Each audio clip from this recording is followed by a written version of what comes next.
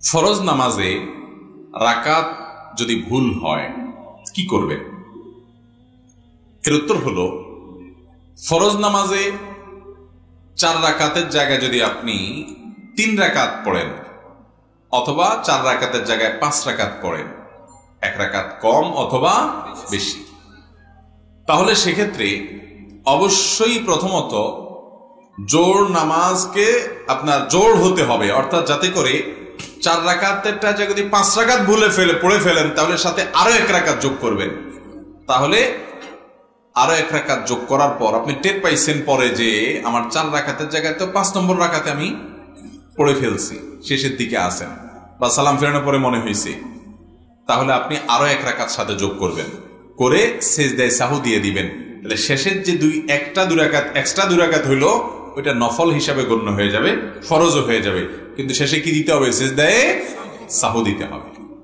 আর যদি 1 রাকাত কম হয়, 3 নম্বর রাকাতে সালাম ফিরে বসে আছেন, এরপরে টের পাইছেন যে না, রাকাত তো 3টা হয়েছে, একটা কম হয়েছে, বা শেষের দিকে টের পাইছেন, তাহলে কি করবেন? তাহলে অবশ্যই অবস্থায় দাঁড়ায় যাবেন, দাঁড়ায় আরো 1 রাকাত পড়ে ফেলবেন, 1 রাকাত পড়ে এরপরে সেজদায়ে সাহু দিয়ে নামাজ পড়বেন, নামাজ হয়ে যাবে ইনশাআল্লাহ। আর যদি 5 রাকাত পঞ্চম রাকাতের মাঝামাঝি পর্যায়ে বা দাঁড়ানো অবস্থায় মনে হয় 4 রাকাত থেকে উঠে দাঁড়ায় গেছেন, এখন মনে হয়েছে, তাহলে ওই অবস্থায় ফেরত আসবেন, এসে সেজদায়ে সাহু দিবেন বসে, এরপরে নামাজ হয়ে যাবে ইনশাআল্লাহ, এবং আপনার কোনো আর ওই নামাজ দোহরাইতে হবে না। পঞ্চম রাকাত পড়ে ফেলছেন, শেষে আছেন, তাহলে এবার আরেক রাকাত যোগ করবেন। আর পঞ্চম রাকাতের মাঝে আছেন, শুরুতে আছেন, তখন মনে হয়েছে, তাহলে ওখান থেকে ব্যাক করবেন, ব্যাক করে সেজদায়ে সাহু দিবেন, শেষে নামাজ হয়ে যাবে ইনশাআল্লাহ। বুঝতে পারছেন কথা?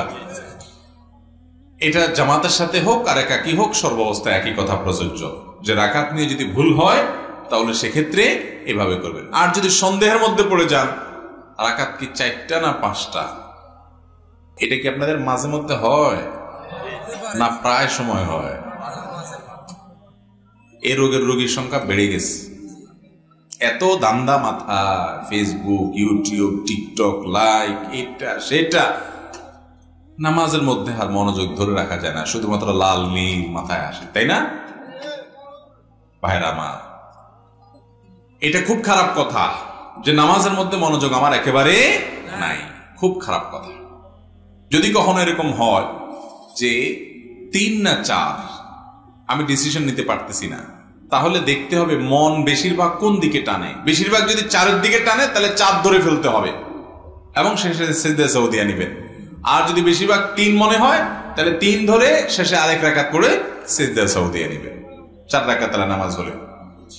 আর যদি 3 না 4 কোনো দিকে মন আপনার সমান, মানে বেশি টানে না, বরং সমান সমান মাঝখানে দাঁড়ায় আছেন, একেবারে এদিকেও টানে না মন, ওই দিকেও টানে না, এমন এক জটিলতায় আছেন, তাহলে সেক্ষেত্রে কমটা ধরবেন। কোনটা ধরবেন? 3 না 4। 3-এর দিকেও মন অর্ধেক টানে, 4-এর দিকেও মন অর্ধেক টানে, মনে কোনো দিকে টেনে বেশি নেওয়া যাচ্ছে না, একবারে মাঝখানে দাঁড়ায় আছে, তাহলে ওই 4 রাকাত নামাজকে কমটা ধরে রাখবেন, 3 রাকাত ধরবেন, ধরে আরেক রাকাত পড়ে শেষে সেজদায়ে সাহু দিবেন, নামাজ হয়ে যাবে। কথা কি বুঝাতে পারছি? আর যদি প্রবল ধারণা হয় যে না 4-এর সম্ভাবনা বেশি, 3-এর ব্যাপারে ওয়াসওয়াসা আসতেছে, তাহলে সেজদায়ে সাহু লাগবে না, 4 দিয়েই নামাজ শেষ করে ফেলবেন। আর 3 সম্পর্কে যে হালকা হালকা মনে হচ্ছে, এটা বুঝবেন যে শয়তানের ওয়াসওয়াসা, ওইটার কারণে সেজদায়ে সাহু দেওয়া লাগবে না। তাহলে মাঝামাঝি দাঁড়ায় থাকলে কমটা ধরে সেজদায়ে সাহু দিবেন। আর কোনোভাবে যদি ডিসিশন নিতে না পারেন তাহলে যে পদ্ধতি বলো ওই পদ্ধতি অবলম্বন করবেন। বুঝে আসছে কথা?